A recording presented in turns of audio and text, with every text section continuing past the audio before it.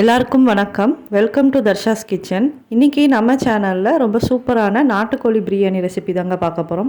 அதுவும் இன்றைக்கி நம்ம இந்த மாதிரி பாத்திரத்தில் உதிரி உதிரியாக பிரியாணியை எப்படி செய்கிறதுன்னு பார்க்கலாம். இப்போது இந்த ரெசிபி எப்படி பண்ணுறதுன்னு பார்க்கலாம். வாங்க வீடியோக்குள்ளே போகலாம். ஃபஸ்ட்டு பிரியாணி பண்ணுறதுக்கு நம்ம 1/2 கிலோ அளவு நாட்டுக்கோழி எடுத்து இந்த மாதிரி குக்கரில் வேக வச்சு எடுத்துக்கலாம். இப்போ இது கூட காரத்துக்கு 1 டேபிள் ஸ்பூன் அளவு மிளகாய் தூள் சேர்த்திக்கலாம். தேவையான அளவு உப்பு அதையும் சேர்த்திட்டு இது கூட 1/4 டம்ளர் அளவு தண்ணி சேர்த்திக்கலாம். இப்போது இந்த மசாலா எல்லா இடத்துலையும் படுற மாதிரி நம்ம நல்லா மிக்ஸ் பண்ணி விட்டுக்கலாம். இப்போ இந்த மாதிரி நம்ம நல்லா மிக்ஸ் பண்ணி விட்டதுக்கப்புறமா இதை மூடி போட்டு மீடியம் ஃப்ளேமில் ஒரு 2 விசில் விடணும். இப்போது 2 விசில் வந்துருச்சு. இதை ஓப்பன் பண்ணி பார்க்கலாம். நல்லா வெந்துருச்சு. இப்போ பிரியாணி பண்ண ஸ்டார்ட் பண்ணிடலாம். பிரியாணி பண்ணுறதுக்கு ஒரு பாத்திரத்தில் கொஞ்சம் எண்ணெய் சேர்த்திக்கலாம். எண்ணெய் சூடான உடனே அதில் 2 பீஸ் பட்டை, 4 கிராம்பு, 2 ஏலக்காய், ஒரு பிரியாணி இலையை உள்ளே சேர்த்திக்கலாம். இப்போது இது கூட 2 மீடியம் சைஸ் பெரிய வெங்காயத்தை இந்த மாதிரி நீளமாக கட் பண்ணி வச்சுருக்கு, அதையும் உள்ளே சேர்த்திக்கலாம்.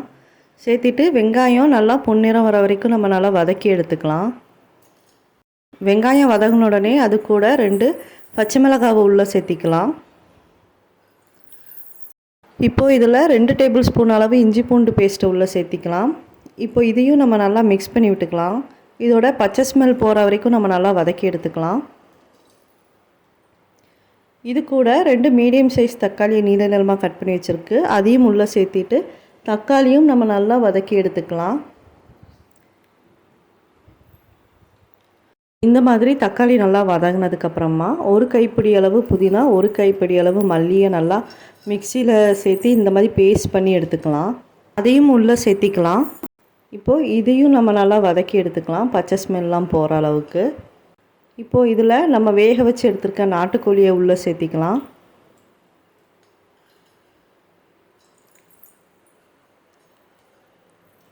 இப்போது நாட்டுக்கோழியை இந்த மாதிரி வெங்காயம் தக்காளி கூடலாம் நம்ம நல்லா மிக்ஸ் பண்ணி விட்டுக்கலாம்.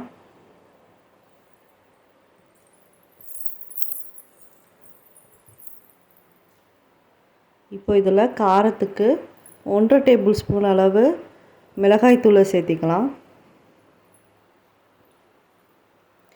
இப்போது இந்த மசாலா எல்லா இடத்துலையும் படுற மாதிரி ஒரு டைம் நம்ம நல்லா மிக்ஸ் பண்ணி விட்டுக்கலாம்.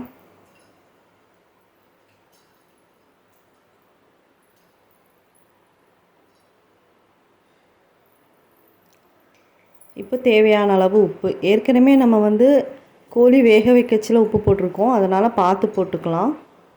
நான் இன்றைக்கி 400 கிராம் அளவு பாஸ்மதி அரிசி எடுத்து வச்சுருக்கேன்.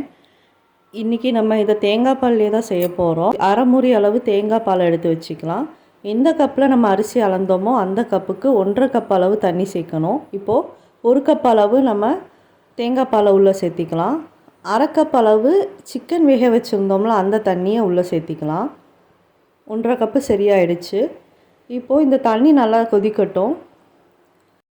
இதில் நம்ம அலசி எடுத்து வச்சுருக்க பாஸ்மதி அரிசியை உள்ளே சேர்த்திக்கலாம். இப்போது இதை நம்ம நல்லா கலந்து விட்டுக்கலாம். இப்போது நம்ம இதை சிம்லே வச்சு தான் வேக வைக்க போகிறோம். இந்த மாதிரி நம்ம நல்லா மிக்ஸ் பண்ணி விட்டதுக்கப்புறமா மூடி போட்டு இதை நம்ம சிம்மில் வச்சு வேக வச்சு எடுத்துக்கலாம். இப்போ ஒரு 5 நிமிஷம் கழித்து ஓப்பன் பண்ணி பார்க்கலாம். தண்ணியெல்லாம் கொஞ்சம் வற்றி நல்லா திக்காக ஆரம்பிக்குது. அப்பப்போ இந்த மாதிரி நம்ம ஓப்பன் பண்ணி கிண்டி விட்டுட்டே தான் இருக்கணும். கீழே பிடிக்காத மாதிரி நம்ம நல்லா கிண்டி விட்டுட்டே இருக்கலாம்.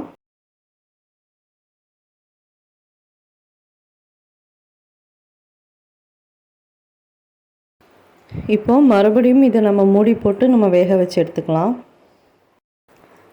இப்போ இதை ஓப்பன் பண்ணி பார்க்கலாம். நல்லா திக்காயிடுச்சு, தண்ணியெல்லாம் நல்லா வற்றிருச்சு. இன்னும் அரிசி கொஞ்சம் வேக வேண்டியது இருக்குது. தண்ணியும் கொஞ்சம் வற்றிருச்சுன்னா கரெக்டாக வந்துடும்.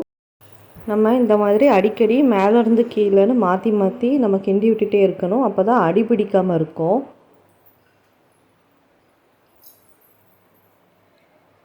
இப்போது இதை ஒரு 2 நிமிஷத்துக்கு மட்டும் நம்ம மூடி போட்டு வேக வச்சா போதும், நம்மளோட பிரியாணி ரெடி ஆயிரும்.